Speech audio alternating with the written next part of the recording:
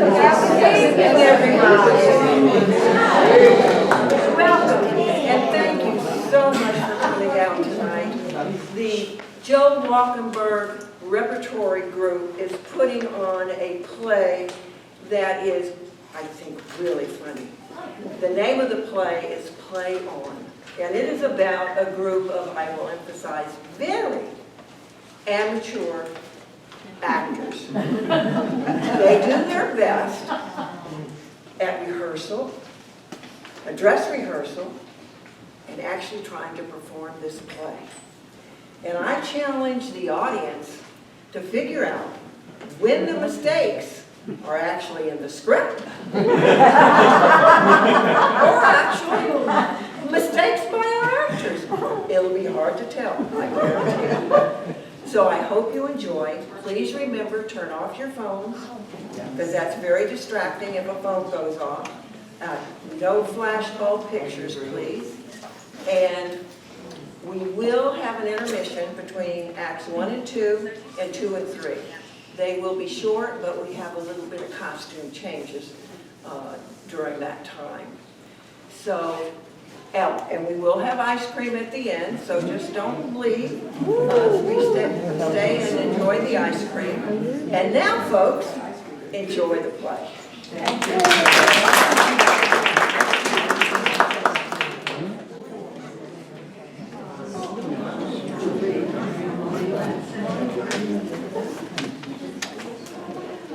Okay, hold it. That's fine. Sherry, how's that? Where's the upstage wall? Louise, I thought I told you. it was too wobbly. They're putting on a couple more braces. Okay. Where are our players? Going over their lines. You want them? Of course I want them. It's only 3 days till dress rehearsal, and we've got to get this show moving. Hey, on stage, everyone.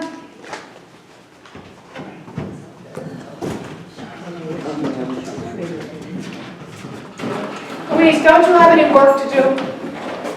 You said everybody. Well, I didn't mean you, I mean everybody in the play. I'm somebody. No, I meant everybody in the play, Louise. You should have said so. Now, ladies and gentlemen, let's take it from the action from the top of Act 3. I've been ready for half an hour. You know, we'll pass it. Well, we've got to get this show rehearsed. That's what I'm saying all along, Henry, haven't I? Yes, dear. Holly, we're all as anxious as you are. This is a first play by a new author, and we want to do it justice. Might I remind you all that the author will be here at dress rehearsal, and we still haven't learned the third act. Smitty? Should I come in? As soon as I give the signal. All right, everybody, top of Act 3.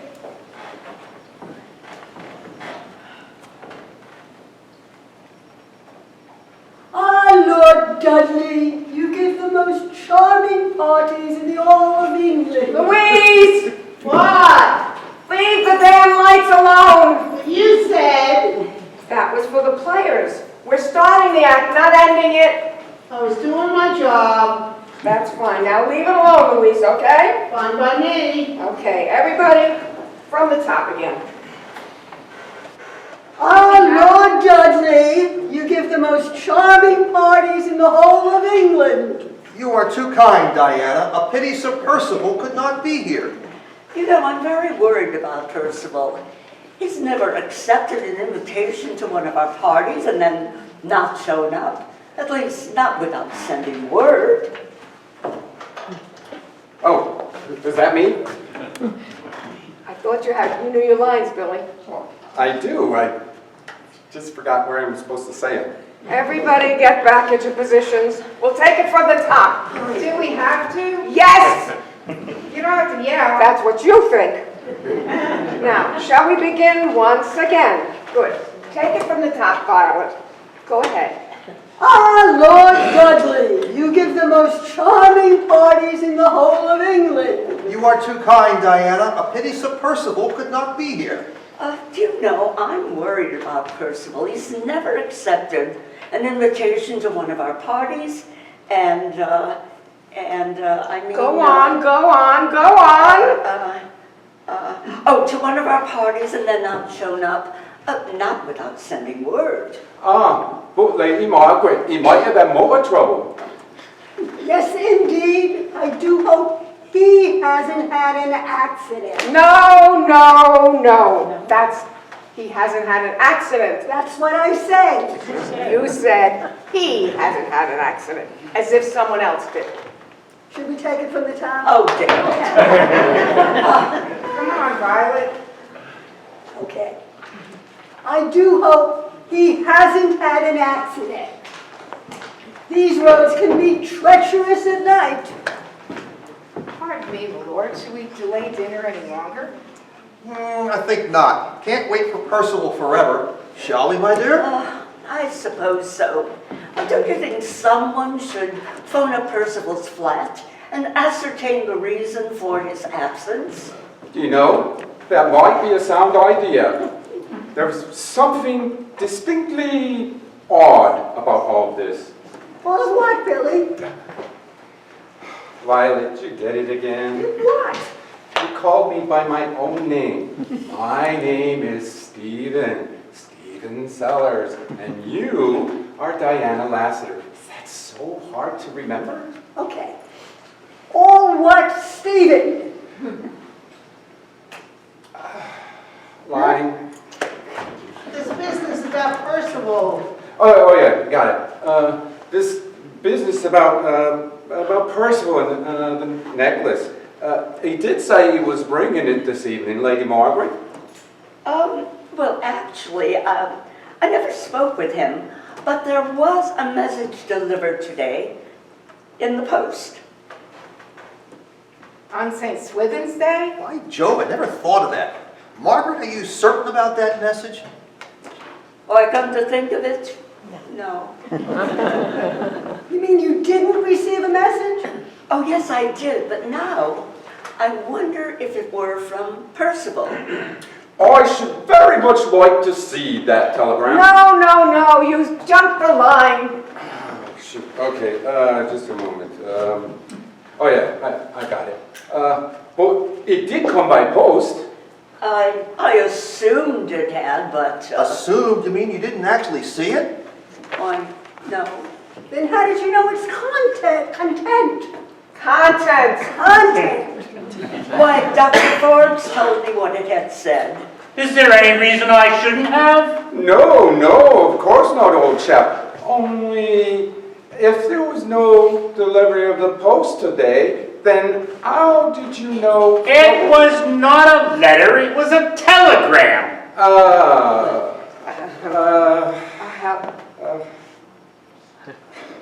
All right. I don't know what's What next. difference does it make? It makes a difference, none. But if Saul says telegram, you say telegram. What do you mean? I always say telegram. I should very much like to see that telegram.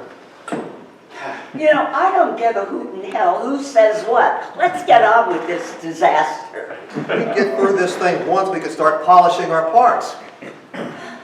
And when do we get real furniture? You know, these chairs are not comfortable to work on. Yeah, but it helps you polish your parts. He's doing it again. Will you stop with the jokes and buckle down to work? I was only trying to ease the tension. Jokes about Polly are causing the tension. Okay, no more jokes. Now, can we please get back to the play? Please! I thought I could get the job finished while no one was working. We're about to start working now. Please, is everybody in position? And we'll pick it up at Billy's line, all right? I should very much like to see that telegram. Well, as a matter of fact, I don't have it. The message was phoned from the telegraph office. Smitty, have there been any telephone messages? See here, you insolent pup. Are you doubting my word? Of course he isn't, Rex. Stephen, you should apologize to Dr. Ford. All right, anytime. Oh, I shall, as soon as Smitty answers me question. No, sir. What? I said, Oh, I know what you said, I just wasn't ready for it. no, sir. Go back to Billy's line and start again. Billy? Okay. So, yeah. As soon as Smitty answers me question. No, sir. What? Are you sure? The telephone has been out of order since this afternoon, Mom. Wait, Smitty. That's short for madam. It doesn't mean that the phone was Mom. Oh. Oh, gee, I'm sorry. The telephone has been out of order since this afternoon, Mom. Aha! And what do you say to that, Dr. Forbes? So that's your cue. Did we skip a page? That part's coming in too early. Louise! Wait a minute, I'm trying to find the place. What page are you Oh, on? I left my script at home. You know, I think Saul's right. We go from Yes, page page 3 to three. page 3-4. Yeah, I've got it right here. Page Sorry. 3, page 3-3. Who's got a complete script? Yeah, right here, page 3-3. And Saul's right. We skipped the whole bit about the diamond necklace. How come I don't have Oh, a dear. complete script? Maybe I miscounted when I was getting the Xeroxes done. Does everybody else have it?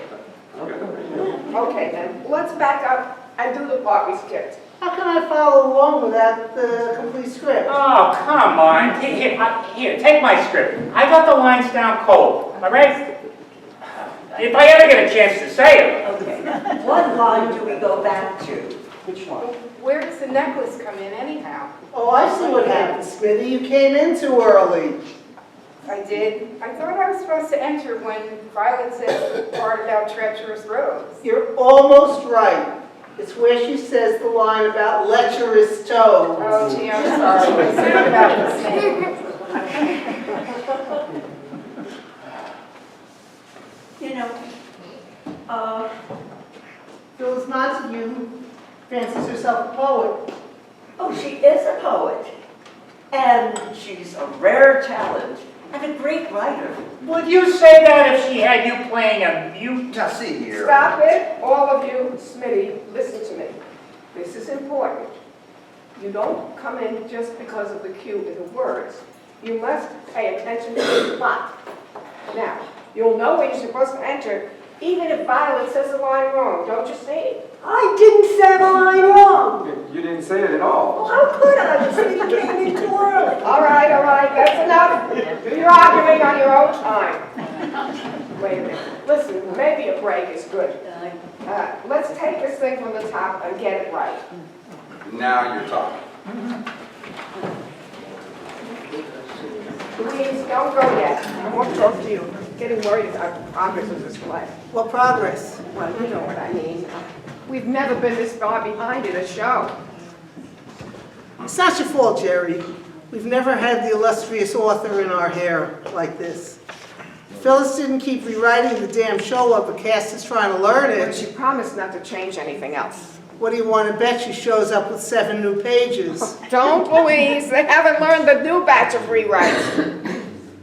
Well, at least Phyllis is letting us do our play. Naturally, nobody would pay money for it. Be fair, Louise. It's not that bad. Oh, I suppose not, but if Polly keeps padding her lines... Well, she won't. I'll have to put my foot down. 3 days until dress rehearsal. We'll be lucky if we learn the lines we've got. I don't know about that. Some of the mistakes tonight are better than the original script. If you just let the cast alone, this show could be a riot. Louise, Murder Most Foul is not a comedy. Phyllis Montague would scream if she heard the audience laughing at her lines. She'd pass out right on the floor. Well, you better have the smelling salts handy for opening night. I hope you can get on with this. We've been at this for an hour and we 3 days until dress rehearsal and we haven't done a full run through. Thank your friend Phyllis for that. You mustn't blame Phyllis, Billy. She's simply a perfectionist. If she wasn't satisfied with the script, why did she submit it? Because if we picked some other show, she'd have to wait until next year to get it done. Why couldn't we do it as the next show? Well, I think our audiences are preconditioned. Brainwashed, actually. That's more like it. That's putting it rather harshly, Saul. It's the unvarnished truth. We never vary, season after season. We do a mystery, and then a comedy, then a drama, and a musical, all in that order. But why? We started the theater that way. It just got to be a habit for us and our patrons. But what harm would it do if we mixed it up a bit? Harm? It would confuse people. The comedy fans would come to a drama, and they'd laugh at all the tragic moments. And then the musical fans would come in, and they'd start beating time to a comedy. That's why. We're softer in the mystery. Wow. Don't do that. All right. I'm all set. Is everybody else ready to give it a go? Yeah, well, relax, Saul. You know, we're much too tense. We're snapping at each other. And this near the opening, you know, we're usually kidding around and having a marvelous time. If you want my opinion, we're all running scared. Scared of what? In our own way, Smitty. We are just as perfection-oriented as our author. We just want the show to be a smash. But not a smash-up! Amen. Look, we'll get it. Somehow we always do. And no matter how bad the show is during rehearsal, we're great at when we finally do it. That's with a printed script, Polly. This typewritten stuff is different. Don't get me wrong. It's all the revisions that are killing us. Okay, but Phyllis gave her solemn word. Solemn word? That's the only kind of word she knows. And she did the same thing last week, Polly. And then she came in on Monday with 3 new acts. Listen, I wish she wouldn't keep changing the identity of the murderer. I don't know whether to radiate menace or charm the pants off everybody. Well, you won't do either just standing there. Come on, everybody, positions. Why don't we go back to Violet's line? When Smitty made her entrance too early, and we'll do the page we left at.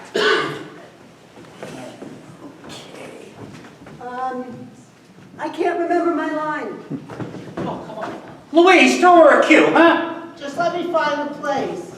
Where are you? Okay, I found it, Violet. I'll feature Billy's line, then you start. Okay.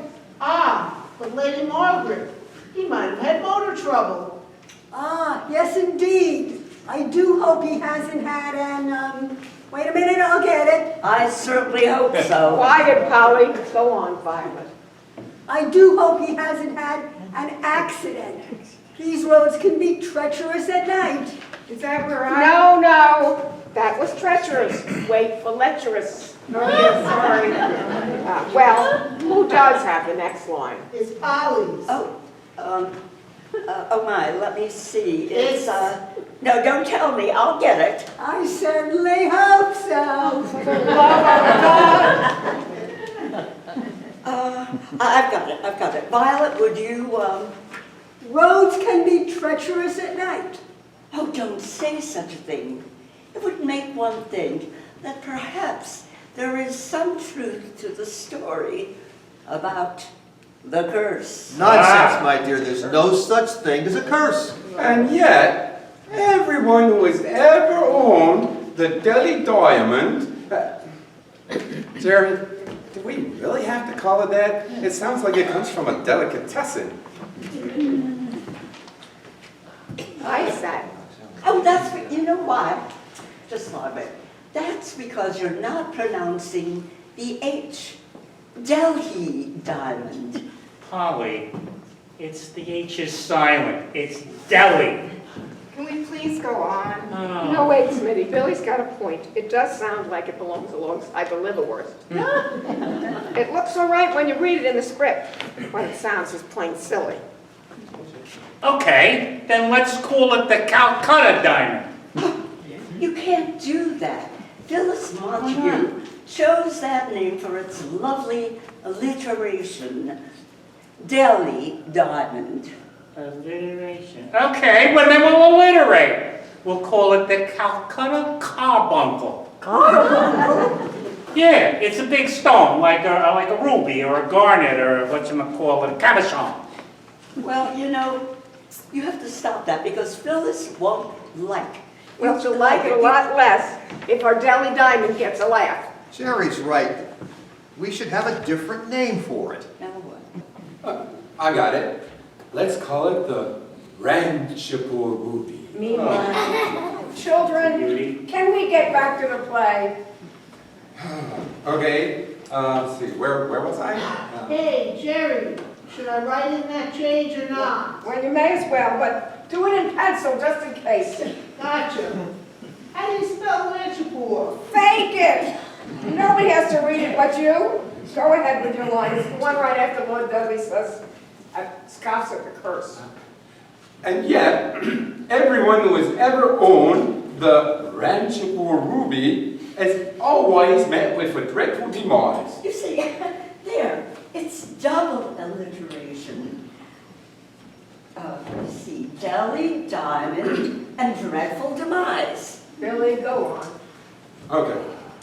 And yet, everyone who has ever owned the Ranchapur Ruby has met with a rotten requiem. Oh, come on, Billy. You sound like an elocution teacher. So does Phyllis Montague. Now, really. He's a pip. That double alliterates, doesn't it? Now, Billy, don't leave the lines ending as written, please. Oh, all right. Has met with a dreadful demise. My line. But Sir Percival doesn't own the diamond anymore.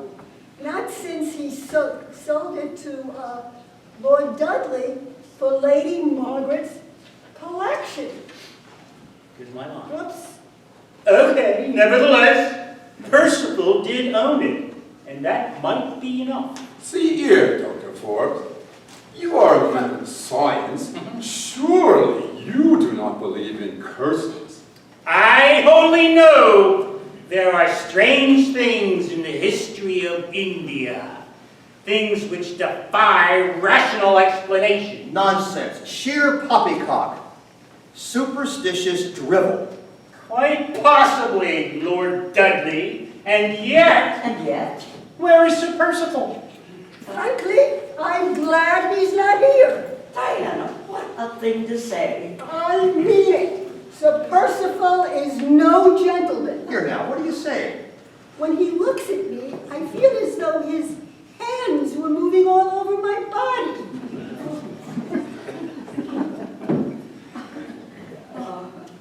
Well, you know, but he is a knight of the realm. He is a disgusting toad, and such toads can be lecherous at night. Begging your pardon, my lord, if these days in are any longer. Louise, what are you doing? Isn't that where the phone rings? Oh, wait. I turned 2 pages at once. Sorry about that. Sorry, she says. Can't. If she does that during the She won't, performance, Rowley. She won't. Louise, you've got to be more careful. Look on the right side.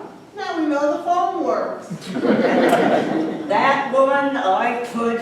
You could what? You know, Louise is a black belt in karate. Oh, and how do you know I haven't? Well, because they only go up to size 44. That's it. I'm through. Now, then I mustn't be hasty about this. All right, listen, I was only kidding. I better go apologize. Listen. Well, now what do we do? You can't work around her. She's got herself in damn near every scene. Not the love scene in Act 2. Maybe we could do that. I don't know. Can't we wait until they have the real sofa here? Those chairs are awfully hard to cuddle in. Come on, Violet. What do you say? Oh, okay.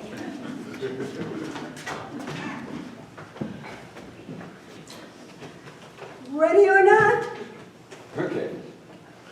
So, on your mark, get set. Oh, Diana, I was seeking Lady Margaret. Lady Margaret is out in the garden cutting roses. She may not return for quite some time. Oh, I see. Would you mind if I waited for her here? Naturally not, May I sit? if you're so inclined. Diana, Yes, Stephen? Diana, do I dare dream? Have a care, sir. Have a care. You know I am betrothed to another man. And yet, you do not draw away. Oh, Stephen. Oh, Diana. Don't you not want to know the reason why? Oh, Diana. Diana. Oh, If Dr. Forbes should see us now. and your illustrious fiancé, he shall not have you. Diana. Oh, Diana. Oh, Billy. Oh, Violet. That sounds like a again. Yep, tonight? She promised she wouldn't come back until the dress rehearsal. Did you all hear what I heard? Yeah, sounds like Phyllis. Yeah, probably with 5 new pages of dialogue for you. You? How are you all? Phyllis, we weren't expecting you, at least not tonight. Oh, my dear Geraldine, I know I'm being a naughty girl, but I have so many new and good things to share with all of you. I simply couldn't wait until the dress rehearsal. That's a mercy. Phyllis, more changes? We open in 4 nights. Well, that's why I decided not to wait until the dress rehearsal. I just thought that would be much too much to learn in one night. What makes you think we can do it in 3? Well, don't be a tease, Henry. It's really all very simple. I've simply added 1 extra character and cut the love scene. Cut the love scene? Well, perhaps I'm putting it too strongly. It's not precisely cut, it's just cut out of Act 2 and moved to Act 1. Oh, well, that's not so bad. Well, except it's no longer between Diana and Stephen. That's, who else? Yeah, the Lord and Lady are already married. You can't mean the doctor and the maid, can you? Oh dear, perhaps I didn't make it clear. Diana still plays the scene, but now it's with Sir Percival. What? But Phyllis, How could you do such a thing? Well, I got to thinking that perhaps a knight of the realm was a much better catch for Diana than a mere rich commoner like Stephen, so. Phyllis, I didn't say why. I said, how can you do it? We don't have a Sir Percival in the play. exactly. Everybody refers to him, but we never see him. He never actually appears. Yeah, and besides, that's kind of rough on Diana. If you make that switch, considering that I bump off Percival before I even show up at the house. You do? Yeah. Don't you even remember your own plot, Phyllis? Yes, but I don't recall a murder. Show me where it says so. Well, we never actually see it done, but once we find out that Percival has vanished, and then Rex comes to the party with the diamond that Percival was supposed to be bringing with him, well then we kind of figure out who killed him. See? Murder? I never thought of it as a murder. I just thought that perhaps, well, Rex had picked Percival's pocket and perhaps drained all the petrol from the tank of his car to keep him from the party. After all, murder is so Popular with our patrons. And we're already advertising it as a murder mystery. And we open in 4 nights, Phyllis. For Pete's sake, it's a bit late to start auditioning. But Percival. I've written you all the loveliest new lines. Won't you at least have a look at them? I'm pregnant! I mean, Diana is. Well, that's on the 3rd sheet. Lord Dudley. Henry! Holly, don't be an idiot. Oh, that, it was a bit of a shock. Oh, This is crazy. Phyllis, how can Dudley be the father if he and Diana just only met? Well, that's on the 5th sheet. Amnesia? Yes, because that explains why he doesn't remember their meeting. Well, if she's Carrier's child, Diana must remember something. No, that's explained on page 7. You see, it was a very dark night. Yeah, it was a dark and stormy Phyllis, night. this is totally impossible. The entire thrust of the plot is altered. Everybody has a brand new motivation for what they do. Oh, but surely with a little bit of work. In the next 4 days? We couldn't do it in 4 months. But I've worked so And hard. we haven't, Phyllis. There's no way we can make these changes at this late date. But there's such little changes. It's little. What about the ending? If Stephen is supposed to marry Diana, won't her pregnancy kind of put a crimp into the festivities? Well, of course, if you'd all rather not do my little play. More changes? Phyllis Montague, do you have any notion how hard it is to put on a play? Even a play that doesn't change direction every 3 days? What's The this? script should have been finalized 3 weeks ago. Lady Margaret loses the power of speech? Well, that's on page 11. Phyllis, we appreciate the chance to do your play, for which we do not have to pay royalties. However, when the play reading committee agreed to do this play of yours, it was on the basis of the original script. Now, that play we promised to do, and we will. You're telling me that you now feel free to reject my play? Not the play as first submitted, Phyllis, and I'll even allow you all the alterations you've already made. But this last batch is just too much. Do you have the authority to speak for the entire committee?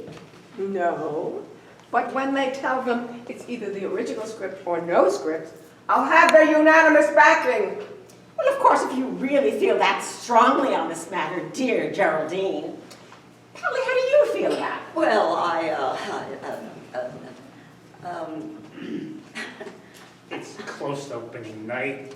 Come on. no. And of course, perhaps, remember? She cut all your speeches. Oh, Yeah. I'm with Jerry. Sorry, Phyllis. All right. Go ahead and do the original version. Let me have my papers back. Go ahead and do the original version.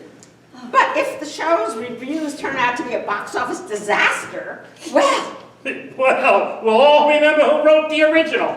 oh. Don't look at the door, hit you in the ass on the way.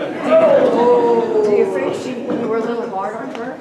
We're rather hard soft. She once said at dinner that she looks upon this play as her child. It's the only offspring she'll ever have. And when she tried to make that child a little Oh prettier, dear, I wish you hadn't put it like that. Jerry, don't be a sap. She wasn't trying to make her play a little prettier. She was actually making it uglier. Okay, you're right. Let's leave the kid alone and start learning to play. All right. Now you're talking. Come on, everyone. You came here to rehearse, so let's rehearse. All right. I'll give you to the count of 3, and if I don't hear some snappy dialogue, I'm picking up my hammer. You people, pick up your own faces and get into character. Okay. Shall we take it from the top, Jerry? Not if you want to finish the act before dawn. Pick it up from Saw's line about the telegraph office. All right, fine. Right. Well, as a matter of fact, I don't have it. The message was phoned in from the telegraph office. Smitty, have there been any messages this evening? Oh, here we go again. Hips! Listen here, you insolent pup. Are you doubting my word? Oh, of course he isn't, Rex. Stephen, you should apologize to Dr. Forbes. Oh, I shall, as soon as Smitty answers me question. No, sir. What? Are you quite sure? The telephone has been out of order since this afternoon, Mom. Aha! And what do you say to that, Dr. Forbes? Does that answer your question? Stephen, I believe you owe Dr. Forbes an apology. Third one. Smitty, you better answer that before we owe the caller an apology too. Yes, sir. Hello? What? Yes, he is. Just a moment. It's for you, sir. Who is it, Smitty? Sir Percival. Why? It can't be. I mean, Well, yes, Dr. Forbes. Exactly what do you mean? why, Hello? What? Ah, yes, I see. Thank you very much. Why, Dudley, you look so strange. What did Percival say? Excuse me, just a moment. Did we do something wrong? No, of course not. I wanted to see what you were all doing when the phone rang. Could we take it back a few lines? It's a long way to the end of the act, Jerry, do you think? Well, this will take only a moment, Louise. Just back up to Smitty's line about the phone, okay? Smitty? Okay. The telephone has been out of order since this morning, Mom. Aha! And what do you say to that, Dr. Forbes? Louise! Louise! That's take that, hey, Mom. Aha! And what do you say to that, Dr. Forbes? Listen to that. I'll get it. Oops. Oh,